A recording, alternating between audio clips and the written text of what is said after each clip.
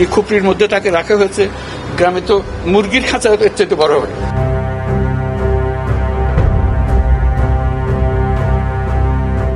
আজ সারাদিন torture sell বা আয়নাঘর নিয়ে আলোচনার কেন্দ্রবিন্দুতে ছিল তিনটি জায়গা: কচুক্ষেত, উত্তরা এবং আগারগাঁও। অন্তর্বর্তী সরকারের প্রধান উপদেষ্টা ডক্টর মোহাম্মদ ইউনূস, কয়েকজন উপদেষ্টা, ভুক্তভোগী ও কিছু সংবাদকর্মী নিয়ে এই নির্যাতন কেন্দ্রগুলো পরিদর্শন করেন।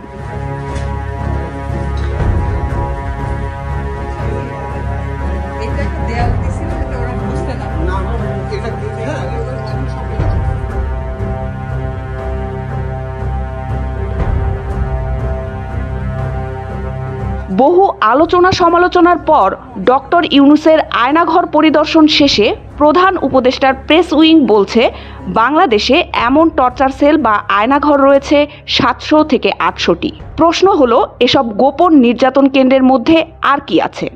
ভুক্তভোগীদের অভিজ্ঞতা কি বলছে? আর সরকার এখন কি করতে যাচ্ছে?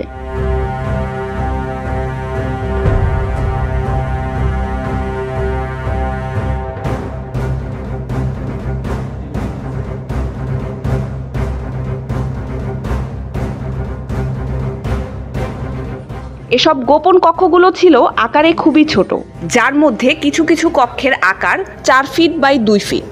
ভুক্তভোগীদের মতে কক্ষগুলোর এক পাশে টয়লেট হিসেবে একটি বেসিনের মতো ছিল, তবে কিছু কিছু কক্ষের টয়লেট ছিল বাইরে।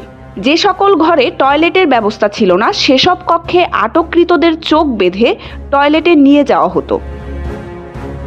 আলো বাতাসের জন্য ছিল না পর্যাপ্ত জায়গা। কক্ষের দরজা হিসাবে ব্যবহার করা হতো কাঠের এবং লোহার দরজা। নির্যাতনের জন্য ব্যবহার করা হতো বিভিন্ন চেয়ার ও বৈদ্যুতিক সরঞ্জাম। প্রধান উপদেষ্টা বলছেন, এইসব এভিডেন্স সিলগালা করে রাখা হবে, যাতে বিচারিক কাজে প্রমাণ হিসেবে ব্যবহার করা যায়।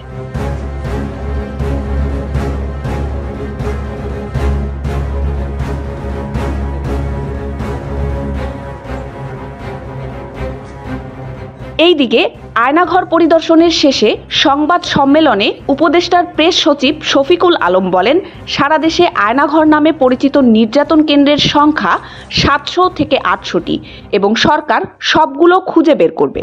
তিনি আরও বলেন, কয়েকদিন আগে বলা হয়েছিল যে আয়নাঘর পরিদর্শন হচ্ছে না, কিন্তু আমরা আজ ঢাকার 3টি আয়নাঘর পরিদর্শন করলাম।